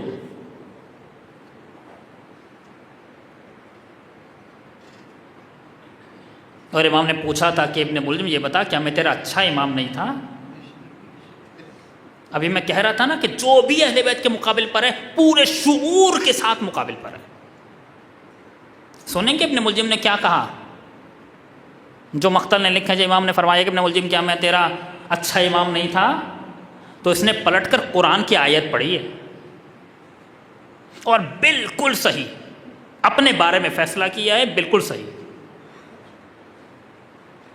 جب پوچھا میں تیرا اچھا امام نہیں تھا تو کہنے لگا افتنقذ من فی النار، اے علی آپ اسے نجات دینا چاہتے ہیں جو جہنم میں جل رہا ہے۔ اپنے بارے میں فیصلہ کر رہا تھا اور بالکل صحیح فیصلہ۔ بس ختم کر دی میں نے بات۔ آج شب شہادت ہے، کائنات کے بہترین انسان کی شب شہادت ہے، اور اس کائنات کے بہترین انسان کو بدترین انسان نے قتل کیا ہے۔ یہ جملہ جبرائیل کا جملہ ہے۔ جبرائیل جب زمین و آسمان کے درمیان آئے تھے تو ایک جملہ یہ تھا قتلہ اشقل اشقیاء، علی بن ابی طالب کو بدترین انسان نے قتل کیا ہے۔ زمین ہلنے لگی، آسمان لرزنے لگا، آوازیں آنے لگیں، الا قتل الحسین الا قتل امیر المؤمنین۔ امیر المؤمنین کو گھر لے کر آئے،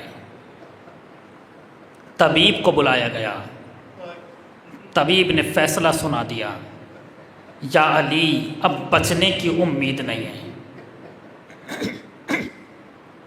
جیسے ہی یہ جملہ سنا تو گھر میں کوہرام مچ گیا،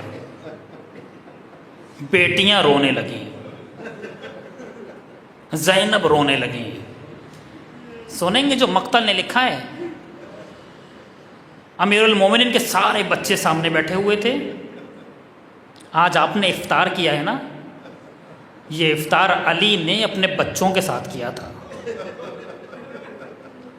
سوچئے کیا عالم رہا ہوگا۔ علی کے ضربت لگ چکی ہے، تکیہ دے کر بٹھایا ہوا تھا علی کو، سامنے بچے بیٹھے ہوئے تھے، اور بچے کون بچے؟ نام لوں؟ ایک طرف حسن بیٹھے ہوئے تھے، ایک طرف حسین سر میں ہاتھ ڈالے رو رہے تھے، ایک طرف زینب سسک کے رو رہی تھیں، ایک طرف ام کلثوم بیٹھی رو رہی تھیں۔ کہوں جملہ؟ ام البنین عباس کو لے کر رو رہی تھیں۔ اور اس کی درمیان مقتل نے لکھا، جب علی کی نظر حسین پر پڑی، علی نے سب کو دیکھ کر صبر کیا، لیکن جیسے ہی حسین پر نظر پڑی کہنے لگے، حسین تم نہ رونا، انت شہید ہذہ الامہ فاصبر، اے حسین میرے بیٹے تجھے قتل کیا جائے گا، تو صبر کر میرے بیٹے۔ حسین کو صبر کی تلقین دے رہے ہیں۔ امام حسن گھر سے باہر نکلے، کیونکہ چاہنے والا جمع ہو چکے ہیں، آوازیں آ رہی ہیں، واہ علیہ واہ علیہ۔ سب کو معلوم ہو گیا ہے کہ اب علی رخصت ہونے والے ہیں۔ امام حسن باہر نکلے، کہنے لگے، میرے بابا کے چاہنے والوں، میرا بابا کسی سے ملاقات نہیں کر سکتا۔ یہ پہلی بار ہو رہا ہے کہ علی نے پیغام بھجوایا ہے کہ میں کسی سے ملاقات نہیں کر سکتا، تم لوگ چلے جاؤ۔ سب لوگ چلے گئے، مگر ایک شخص بیٹھا رہا، اس کا نام ہے اسبغ ابن نباتہ۔ امام حسن نے فرمایا، اسبغ میں نے کہا تھا چلے جاؤ، جاتے کیوں نہیں ہو؟ سنیں گے؟ اسبغ کہنے لگا، مولا میرا دل نہیں مانتا، علی کو چھوڑ دینا کوئی معمولی مسئلہ تھا، مولا میرا دل نہیں مان رہا، آقا سے کہیے ملنے کی اجازت دے دیں۔ امام حسن اجازت لے کر آئے تو اسبغ گھر گئے۔ اسبغ کہتے ہیں، میں نے دیکھا امیر المومنین کے سر پہ زرد رنگ کی پٹی بندھی ہوئی تھی، مگر چہرہ پٹی سے زیادہ زرد ہو رہا تھا، زہر اپنا اثر دکھا رہا تھا۔ افطار کرنے کے بعد علی نے بچوں کو بلایا، سارے بچوں کو بلایا، وصیت کرنا شروع کی۔ کبھی زینب کو وصیت کرتے ہیں، میری بیٹی صبر کرنا، کبھی حسن کو وصیت کرتے ہیں، سب کے ہاتھ امام حسن کے ہاتھ میں دے دیے۔ پھر کہنے لگے اب حجرہ خالی کر دو۔ حجرہ خالی کر دیا گیا تو کسی کے رونے کی آواز آئی، کہنے لگے میں نے کہا تھا حجرہ خالی کر دو، رو کون رہا ہے؟ آواز آئی، آقا میں ام البنین۔ ام البنین بولو کیا ہوا؟ آقا میرے عباس کا ہاتھ کسی کے ہاتھ میں نہیں دیا۔ آواز دی، حسین ذرا میرے پاس آؤ، عباس میرے پاس آؤ۔ دونوں کے ہاتھ پکڑے، مجھے نہیں معلوم کسے کس کے حوالے کیا، لیکن ہاں مقتل میں اتنا ضرور لکھا ہے، عباس کو بلایا، عباس کے کان میں کچھ کہا، جملہ یہ تھا، اے میرے بیٹے عباس سنو، اذا کانا یوم عاشورا ودخلت المشروع ایاک ان تشرب الماء۔ عباس جب عاشورہ کا دن آ جائے اور تم پانی میں داخل ہو جاؤ، خبردار پانی نہ پینا، اس حال میں کہ تمہارا بھائی پیاسا ہو۔ शब शहादत ना होती तो बात तमाम कर देता। जब वसीयतें सारी मुकम्मल हो गई, अली ने आंखें बंद की, कल सहर का वक्त था, आंखें बंद की, एक हिचकी ली, इमाम हसन ने अमामा उतारा, हुसैन ने गिरिया शुरू किया, हाय हम यतीम हो गए, अब ज़ैनब यतीम हो गई। गुस्लो कफन दिया, वसीयत के मुताबिक एक तरफ से हसन, एक तरफ से आगे से जिब्राइल ने जनाजा उठाया, एक तरफ से मिकाइल ने जनाजा उठाया, पीछे से हसनैन ने जनाजा उठाया, जनाजा लेकर चले। अमीरुल मोमिनीन ने वसीयत की थी, जब एक जगह नजफ में पहुंचोगे तो सफेद पत्थर नजर आएगा, पत्थर हटाना तो कब्र तैयार होगी। इमाम हसन ने देखा पत्थर रखा हुआ था, पत्थर हटाया तो कब्र तैयार थी, अंदर तख्ती लिखी हुई थी, ये कब्र नूह ने बनाई है, ये कब्र नूह नबी ने बनाई है। अमीरुल मोमिनीन को दफन कर दिया, बस आखिरी जुमले, दफन कर दिया। अब वापस पलट रहे थे, जब वापस पलटने लगे तो किसी के रोने की आवाज आई। जाकर देखा तो क्या देखा, एक नाबीना बैठा रो रहा है। ये अली के बेटे हैं, कैसे गुजर जाएं? गए नाबीना के पास, पूछा रो क्यों रहे हो? उस नाबीना ने कहा कैसे न रोऊं, मेरे पास एक शख्स आता था, मुझे खाना खिलाता था, मुझे पानी पिलाता था, मुझसे बातें करता था, 3 दिन हो गए वो नहीं आया। इमाम हसन ने पूछा, उसने कभी अपना नाम बताया? कहा नहीं, कभी नाम नहीं बताया। पूछा तुमने भी नहीं पूछा उसका नाम? तो वो कहने लगा हाँ, जब मैंने नाम पूछा तो उसने कहा तुम्हें मेरे नाम से क्या करना है? कहने लगे कोई तो निशानी होगी। कहा हाँ, जब मेरे बराबर में बैठकर जिक्र खुदा करता था तो जमीन और आसमान मिलकर जिक्र खुदा करते थे।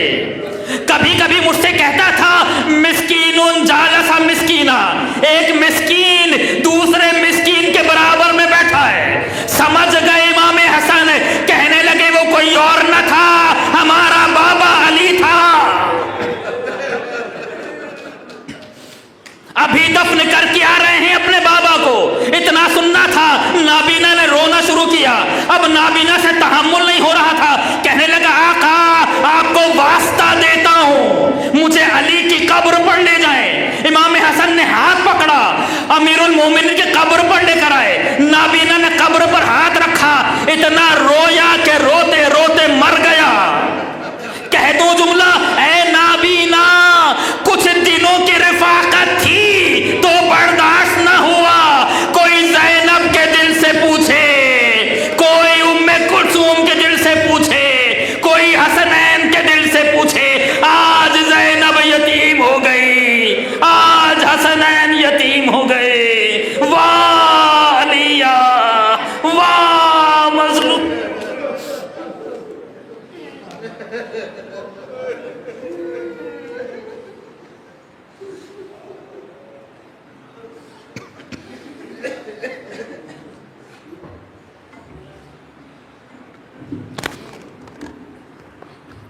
मैं गुजारिश करूँगा जो मैंने मौलाई संगत के जवानों से कि फर्श अदा पर आकर इमाम मुत्तकीन का उर्सा पेश करें। तमाम मोमिनीन से गुजारिश है फर्श अदा पर खड़े होकर आज शब शहादत अमीरुल मोमिनीन है, सब मिलकर वक्त के इमाम की बारगाह में उनके जद का पुरसा देंगे। तमाम मोमिनीन से गुजारिश है फर्श अदा पर मातमदारी में जवानों के साथ खड़े होइएगा सब।